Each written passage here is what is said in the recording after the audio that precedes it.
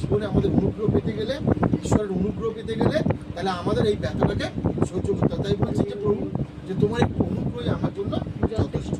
আর তাই বলছে যেখানে বলছে যে তার অনুগ্রহ দ্বারা লাভ করিয়াছি, যাহার মধ্যে দাঁড়িয়ে আছি এবং ঈশ্বরের প্রতাপের প্রত্যাশা শ্লাঘা করিতেছি। কেবল তাহা নয়, কিন্তু নানাবিধ ক্লেশ ও শ্লাঘা করিতেছি, কারণ আমরা জানি ক্লেশ ধৈর্য। কোনো একটা বলছে ক্লেশ ধৈর্যকে, আর ধৈর্য পরীক্ষা সিদ্ধকে, এবং পরীক্ষা সিদ্ধদাতা প্রত্যাশাকে উৎপন্ন করে। তাহলে একটার পর একটা আমাদের স্টেপ বাই স্টেপ আমাদের রয়েছে। যদি আমরা কি করতে পারি, বলছে ক্লেশ মানে এই কষ্ট, ধৈর্যকে আমাদের ধৈর্য কষ্ট কখন আসবে, যখন আমার জীবনে কষ্ট নেমে আসবে তখনই আমাকে দেখতে হবে যে আমি প্রভুতে কতটা ধৈর্য রেখে দিচ্ছি, তাই না? প্রভুতে আমি ধৈর্য রেখে দেবো তখন যখন আমি কষ্টকে সহ্য করে, আমার জীবনে কষ্ট হচ্ছে, রোগ ফিরে আসছে। যেমন সাধু পৌল বলছে না যে আমার গলায় যে কষ্ট হচ্ছে, এই যে ক্লেশ, তাকে ধৈর্য রেখে দিয়েছে, ধৈর্য এদিক ওদিক করি।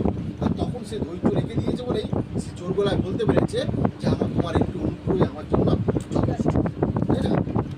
তাই কি বলছে, যার এই ধৈর্যই পরীক্ষা সিদ্ধদাতাকে এবং সিদ্ধদাতা প্রত্যাশাকে উৎপন্ন করে। বলছে পরীক্ষা সিদ্ধদাতাকে বলছে কি, যেন আমার জীবনে যে পরীক্ষা নেমে এসেছে যদি আমি ধৈর্য রাখতে পারি তাহলে আমার পরীক্ষাটা সিদ্ধ, তাহলে আমি ধৈর্য পরীক্ষা সিদ্ধ হবে আর জীবনে তখন আমার উৎপন্ন।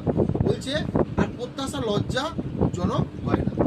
আমরা যদি প্রভুতে প্রত্যাশা রাখি এটা আমার জন্য লজ্জাজনক নয়, আমি রাখতেই পারি আমার জীবনের প্রত্যাশা, আশা ভরসা প্রত্যাশা আমি রাখতেই পারি প্রভু, কারণ আমার প্রভু আমাকে বিশ্বস্ত, কারণ আমার প্রভু জীবিত, আমার প্রভু জীবিত, এবং সেই জীবিত প্রভুরই আমরা আরাধনা করি।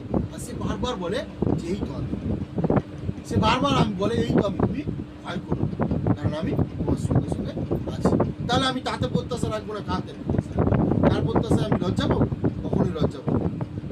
বলছে যেহেতু আমাদিগকে দত্ত পবিত্র আত্মা দ্বারা ঈশ্বরের প্রেম আমাদের হৃদয়ে সেচিত হয়েছে, তাহলে সেই ঈশ্বরের প্রেম কিসের জন্য হয়েছে? আমাদের সেই পবিত্র আত্মা দ্বারা আমাদের জীবনে ঈশ্বরের প্রেম নেমে এসেছে। তাহলে যে প্রেম পবিত্র প্রেম, সেই প্রেম কখনো আমাদের কখনো লজ্জাজনক হয় না। কখনো সে যে বলছে যেহেতু আমাদিগকে দত্ত পবিত্র আত্মা দ্বারা ঈশ্বরের প্রেম আমাদের জীবনে সেচিত হয়েছে। বলছে কেননা যখন আমরা শক্তিহীন ছিলাম তখন খ্রিস্ট উপযুক্ত সময়ে ভক্তিহীনদের নিমিত্তে মরিলেন। হালেলুয়া। অনেক বড় যে বলছে যখন আমরা শক্তিহীন ছিলাম, আমরা জীবনে যখন পাপে জর্জরিত ছিলাম আর আমাদের ওঠার ক্ষমতা ছিল না, আমাদের শক্তি